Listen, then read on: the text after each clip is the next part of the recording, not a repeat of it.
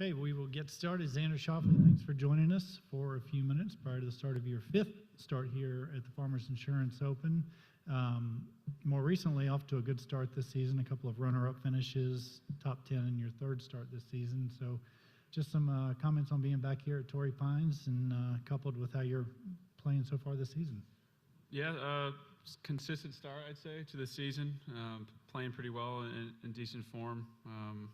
Love being here at Torrey Pines. Home's 20 minutes away, and I've missed the cut here a lot, but it just shows how much I love this event. I keep coming back, so looking for a good finish this year. You've had a chance to get out and see the course.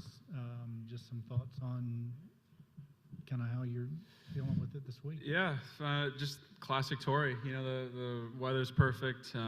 Rough is up, penalizing as always, and the greens are, Torrey-esque, a little bumpy here and there, smooth in certain parts. So it's sort of exactly, I think, where the tournament director or whoever wants this event to be, and I think the players are happy with the course as well. Okay, and with that, we'll open up to take a few questions, and we'll start right here. Welcome back, Xander. Wanted to get your thoughts on kind of your grouping. You were the hometown group with Phil and Fowler tomorrow, and then also maybe wanted to hear a little bit more about your caddy, because I understand you two played, or you knew him from SDSU as well. Yeah, it's a nice pairing. More familiar playing with Rickie as a member of the President's Cup team. So that was a nice experience, getting to know him a little bit better. Phil, local guy, play with him a few times at home. He's obviously busy, so it's not like I see Phil every day, but definitely nice to see both those guys on the pairing sheet. And Austin, yeah, he's a great dude. We go pretty far back, I guess, for how young we are. We both transferred into San Diego State at the same time. Mine was after a year at Long Beach State, and Austin did 2 years at a community college up in Paso Robles. So that's his hometown, and we've worked ever since I got out of school. We both played at San Diego State as well, so he's a golfer, doesn't really like playing much now that he's caddying all the time, but he's been with me ever since Q school after my senior year. Todd, and then if you'd pass it over to... Hey, Xander. Hey. What's the analysis of why you haven't played better here? It's hard,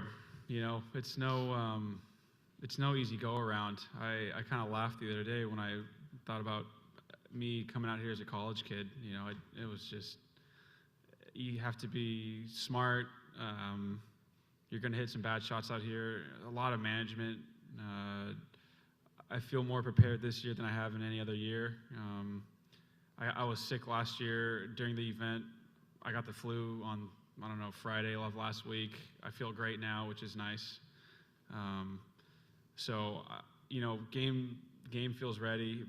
Mentally, I feel ready. I just need to, touch up on a few things. Like I said, I did have the flu, so I wasn't really able to practice as much as I'd like coming in. But, this is my backyard, so I should be comfortable.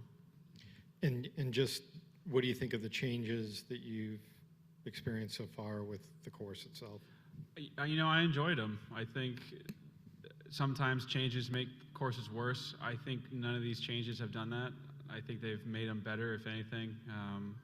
Some of them are a bit tricky, like the cross bunker on 7. It's not a bunker we can get into, but the hole does look, it's a different appeal to it. 9, the bunker there is a great placement for guys trying to just bomb drive or 3-wood. Got to be a little bit more, plot, a little bit more management-wise than before. I think 4, they did a great job with 4, making it accessible from both sides, coming up to the green. So for the most part, and the course just looks awesome with most of those trees, unfortunately, going down. It's just that open feel. It has a different feel to it. You see more of the ocean. It's just got a cool vibe. Hey, Xander. 3, as Doug said, 3 top 10s early this year, top 20s in 3 of the 4 majors last year, top 10 in the world golf rankings. All those things considered, how close is your game, in your mind, on the verge of majors where you've contended before early in your career? How close do you feel to that breakthrough at that level? Close, I think people say people feel close and they're far away, and people look at Andrew Landry. It was nice to see him win last week. He was not in good form for a while, and I'm not surprised when I saw his name up on top of the leaderboard. I knew it wasn't going to go away. When we sort of start to feel things and get in a groove, things start to click. So, to say I feel close or whatnot, I don't really know what that means. But I feel like my game and myself is slowly maturing. I'm more comfortable out here. I don't panic as much. Each year and day that I play out here, and every day that goes by, I get more comfortable. And usually when I'm comfortable, I play good golf. So, I think it'd be awesome to win a major this year. But with that said, there's so much golf before that. So, gonna go day to day. Okay, right here, and then if we'll bring it up to the front row. Hey, Xander, with this being an Olympic year, I'm just curious how much that is into your mind, what it would mean to represent your country again, and just kind of your approach to that. Yeah, day to day for sure, but definitely on the list of goals. My grandparents from my mom's side live in Tokyo, so I would really, really, really love to go and play over there in front of them and some family. And I love Japan. I've been there, 10 times. So definitely a dream to go over there and play on that team. Front row, and then if you'll pass it back, and then we'll come over here to Sean. Xander, it has been well documented, your father being your swing coach all your life up to this point. Just curious to see if you can talk about the putting coach, Derek, and looking back, how would you rate yourself when you started working with him, and what part of your putting improved to get to where you are now? Yeah. So Derek, he's definitely a solidified team member of mine now. For I think we've been together for about 6 years.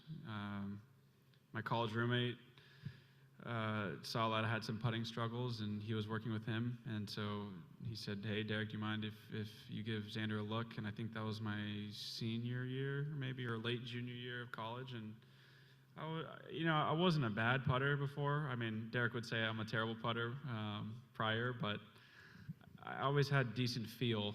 So it wasn't, like I had brick hands for the most part. But I think just working with him on the basics and fundamentals of putting has sort of helped me get more confident on the greens on a day-to-day basis. But at no point would I consider myself a bad putter now, whereas in college I did. If you'd pass it back, Doug, do you have a question? I saw you with Mike. I hear the word panic come up quite a bit when you talk about your golf, and I'm just not sure I understand what it means. What does panic look like on the golf course? If you just want to pull up some film from Maui on 18, that's me panicking. Probably didn't look like it, but brick hands came into play there. So, every day goes by. It took me like 4 to 5 days to get over that event. Unfortunately, I was home for that and got over it. And like I said, I just got to learn from those things. And panicked in the moment, wasn't comfortable. I haven't been in that situation a whole lot in my career, unfortunately. But add that to the list. Hopefully not 3-putting, but just the experience, and I can be a little bit better moving forward. Hey, Sean, then we'll come right over here. Do you use anything to measure things in your golf swing? Force plates, 3D motion capture, anything to kind of collect data on what you're doing? I have never stepped on any of those plates in my whole life. Pretty weird. TrackMan's used for carry, spin. Maybe if I'm getting fit into a driver, we'll look at attack angles, stuff like that. But I'm not like a face-to-path or path guy. My dad has solely taught me just ball flight laws, sort of in my own body, understanding that kind of stuff. So I'd say, our ball flight's our biggest teacher. Do you have certain numbers you've kind of stored away, and then those are the numbers when you're playing well, and then try to go back to those if you've gotten off course? I mean, kind of. He doesn't like when I video my swing, but I try to take a video of my swing when I feel like I'm hitting it well. Of course, I look at it, and if the camera's angle's off or something, it looks the same as when I'm hitting it awful. So golf's funny like that sometimes, and it just makes me realize you really just have to rely on the golf ball. You know, the golf ball doesn't lie, and whichever way it goes, you have to listen to it. Okay, right here, and then if you pass it right behind you. Xander, what do you feel you gained the most from playing in the President's Cup, and at what point this year do you allow yourself to look ahead to maybe a Ryder Cup situation? Can you repeat the first part of that? What did you feel you gained the most from the President's Cup experience, and at what point do you look ahead possibility to the Ryder Cup? Yeah, just being part of that team aspect. It's nothing I've ever been a part of. Just, you know, sharing emotions with, you know, other guys out here that we normally want to beat is a different feeling. Just getting to know those guys on a more personal level was really cool for me. And I think it's just great to gain that team experience playing, you know, how often do you play alternate shot? I don't play ever when I'm home, you know, maybe best ball with a partner, but beyond that, you know, not much. So playing different formats, sort of understanding everything that goes into the week, preparation and stuff like that. You don't really learn anything, you know, besides learning from some of the veterans on the team. But just the team camaraderie and just getting along with the guys, team dinners, all that kind of stuff. It's so cool, and I can understand why, you know, guys hate missing out once they've been a part of a team. And to the Ryder Cup, yeah, you know, being on that President's Cup team now, you know, you get the itch to make any sort of team you can be on, and it's definitely in our thoughts moving forward. Hey, mate, I just wanted to take you back a year, where I believe was the first time you played with Tiger. Is that correct? Here, yeah. Can you just run me through how that felt, knowing obviously a couple of days in advance it was going to happen for the first time, and then how the experience was during the day itself? Sorry, was that take me back to remembering what? Playing with Tiger for the first time. Yeah. And you knew about it 2 days in advance? Yeah. So how that lead up was for you, and then how the round itself was? Yeah. I don't know. I mean, I just viewed him as another guy. Obviously, he's a special guy. You know, he's just a golfer at the end of the day, a really good one. And so I was anxious, nervous. I knew, you know, the zoo that he brings along on property. So I prepared myself for that mentally. And then once we played, you know, I just felt like I sort of treat everyone, you know, in a similar light. I think I talked to him the same way I talked to him at the President's Cup, which wasn't very kind at all points. But, you know, I do like to make fun of him for being old and stiff and stuff like that. But he can, you know, shut me up pretty quick. Did I guess your mates and family, did they all sort of, I said, come at you early in that week knowing it was going to be with Tiger? Were people excited around you? Yeah, you know, or actually not really at all. I think thinking back to what my family was saying, they couldn't see a single shot. So, you know, they kind of just enjoyed the walk at Torrey Pines and try to see some shots here and there that they could. But for the most part, you know, when you play with Tiger, might as well stay at home and watch from the telly, because you're not going to see anything inside the ropes. Okay, a few more. One here. Xander, yeah. So I've seen you play great golf with the flu, great golf with the stomach bag, great golf. I don't know if there's strokes gained while sick, but what is it? I mean, is it resilience? What happens there? Yeah, it's not strokes gain sickness. We like to do the whole strokes gain attitude. You know, I joke that I'm still catching up on Webb, slowly but surely. Just trying to have a better attitude than Webb Simpson will get you pretty far. So that's sort of where I try to live. He loved that. You know, I told him about him and Paulie about that at the President's Cup. They got a good laugh out of it. I'm being dead serious. You know, I try to have a better attitude than you, and if I can do that, you know, I might win a tournament. So when I'm sick, you just expect less. It kind of puts your mind at ease. And when you practice and put your head down and do all this stuff, you sort of expect a lot of things out of yourself. And when you're sick, you sort of don't, I guess. And maybe that's where the secret lies with me. But I would much rather be healthy and expect a lot of myself than play sick. I can tell you that much. Okay, we'll finish up 1, 2, and 3. Hey, Xander, Jake Ariani here with the local CBS station. I'm curious, would winning here mean more to you, besides a non-major, obviously, than winning any other tournament? Yeah, I think so. You know, this was my home course in high school, so a lot of nostalgia when I'm on property.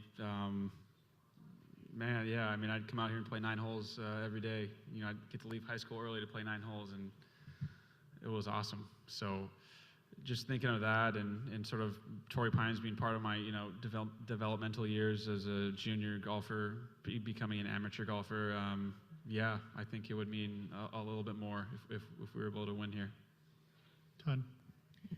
Xander, when you're in that team room at the President's Cup, everybody's got their own personalities and kind of their roles in some sense, the funny guys or the inspirational guys or whatever. Where did you feel like you were at in all of that as far as who you were in that room?